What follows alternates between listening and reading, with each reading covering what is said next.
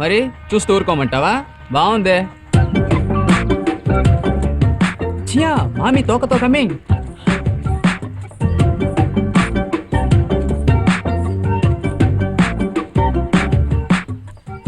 Exams బాగా రాసావా?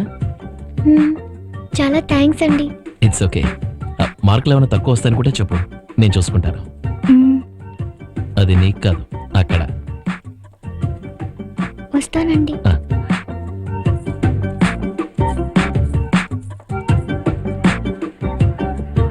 ఎందుకు chia thanks చెప్పేసి వెళ్తున్నారు? ఏం లేదు, హాల్ టికెట్ పోగొట్టుకుందంట, పొద్దున్నెళ్ళి హెచ్ఓడితో చెప్పొచ్చాను. అదేంటి బాధ్యత లేకుండా హాల్ టికెట్ పోగొట్టుకోవడం? ఏయ్ మామే నకరాలా? పాపం మంచి అమ్మాయి ఆ పిల్లని పట్టుకుని. మంచి అమ్మాయా? ఏంట్రా అదో టైపుగా మాట్లాడుతున్నావు? ఏ టైపు? అదేం లేదు.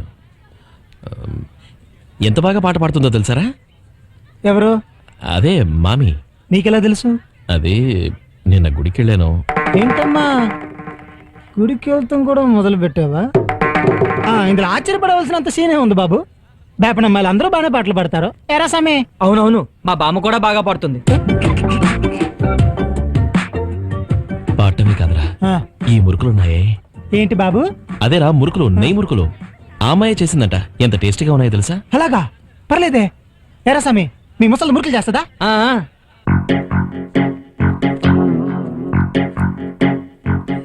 ఏంట్రా చియా కళ్ళలా ఎర్రగా ఉన్నాయి? సెకండ్ షో సినిమాకి వెళ్ళావా? లేదురా, రాత్రి 3 గంటల వరకు నిద్ర పట్టలేదు. ఆరోగ్యాన్ని జాగ్రత్తగా చూసుకోరా. రాను రాను నువ్వు తెగ చిక్కిపోతున్నావు. అసలు నువ్వు సరిగ్గా భోజనం చేస్తున్నావా లేదా? ఏమిటోరా, ఈ మధ్య సరిగ్గా ఆకలి వేయట్లేదు. ఇరుక్కుపోయావురా చియా, ఇరుక్కుపోయావు. మామి చేసిన మురుకుల్లో నువ్వు ఇరుక్కుపోయావు. చచ్చ, అదేం లేదు. అయ్యో సిగ్గుపడుతున్నాడు రా రోయ్ చియా, సిగ్గుపడుతున్నాడు రా. చికెనీలు మటనీలు పెట్టుకుని పెంచుకున్నామే నిన్ను. ఇలా మా అందరినీ మోసం చేసి పప్పులో కాలేసావు కదరా. ఇక నీ జీవితం అంతా అగ్రహారంలో ఆవు నెయ్యిలా కరిగిపోవలసిందేలా. లేని పోనీ చెప్పి వాడిని దేవదాసం చేయకు. ముందు అమ్మాయి మనసులో ఏముందో తెలుసుకోవద్దు. ఆ అమ్మాయి మనసులో ఏమీ లేకుండానే పాటలు పాడి మురుకులు తినిపించింది. అయ్యి పోబే. అంటే అదేనంటావా? సమస్య లేదు, 100% అదే. అయినా కాలేజీలో సూపర్ ఫిగర్స్ ఉండగా ఈ మామీలా నచ్చిందబ్బా వీడికి. అందుకే కాబోలు ప్రేమ గుడ్డిదంటారు.